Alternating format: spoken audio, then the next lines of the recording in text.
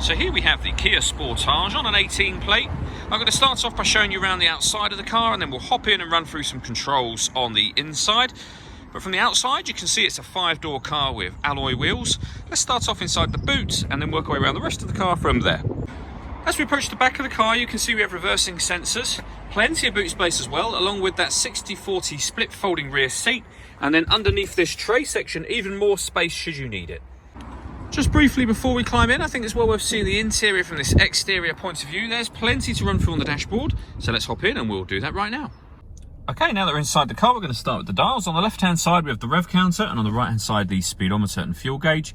In the middle, you can see the total miles on this car, which are 9,295. The information displayed above that can be changed using buttons on the steering wheel. At the moment, you can see there's a digital readout for the speedometer being displayed there. There are various different bits of fuel economy information and other menus available, from satellite navigation to your vehicle systems, audio, user settings, and back round to the beginning again. If we back out to the steering wheel, the buttons I was using just a moment ago are here. We've also got cruise control over that side. On the left-hand side, we have stereo controls through the middle, the ability to answer and end phone calls. We've also got voice activation for the phone, so you can hit that button, ask it to dial anyone in your contacts list, and it will do that for you without you having to take your phone from your bag or pocket. That is, of course, once you paired it up, and that is done over on the touchscreen in the center just here. So you can see we have DAB and FM radio. We've also got AM radio there as well. If we go back out to the home screen, if you want to listen to your own music, you can do. You hit the media button there, you can see it's grayed out. That's because nothing is connected or inserted. You can plug in an auxiliary device, a USB device. You can also stream your music wirelessly via Bluetooth audio as well. You can see this car's also got Android Auto and Apple CarPlay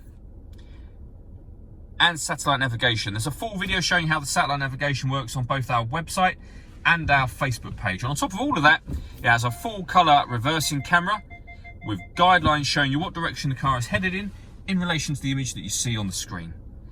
Below that, we have the dual zone climate control, so you can adjust the passenger temperature, the driver temperature, the fan speed up and down from here. You can determine where you'd like the air to be distributed. When you're happy with all of those settings, that button turns the air conditioning on or off again, of course. Or you can hit auto and the car will maintain the temperatures you've asked for by taking full control of the fan speed, and you can hear it doing that. To override it, just readjust the fans at any time and put it back on whatever setting you had it on or wanted on now. All of your temperatures and settings will show at the top of the screen just here, as well as obviously down here. Below that, we have the auxiliary and USB input that I mentioned a moment ago, as well as two 12-volt charging sockets so you can charge phones, for example. We have a 6-speed manual gearbox, next to which we have those 3 buttons just there. So that one turns off the stop and start. This car is designed to cut out when it's stationary in traffic to save you fuel. Hitting that button turns that system off.